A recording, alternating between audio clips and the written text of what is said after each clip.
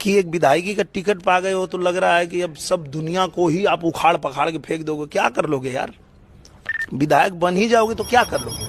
कि खेसारी जीतने के बाद सरकार दे या ना दे, किसी गरीब माँ की दवाई, किसी बच्चे की पढ़ाई और किसी बहन की सगाई अगर सरकार ना कराई तो खेसरिया कराई।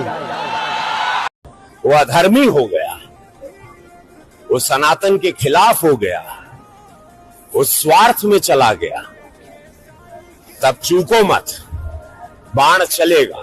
तो वो धर्म के साथ है, मैं अधर्म के साथ हूँ।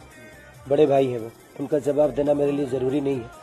बट एक काम कहना चाहता हूँ कि अगर वो इतने ही अधर्म के साथ है तो आज तक केंद्र में भी उन्हीं का सरकार है, बिहार में भी उन्हीं का सरकार इतने दिन रहा, आज तक हमारे बिहार के लोगों को बाहर जाने से क्यों नहीं रोक लिए?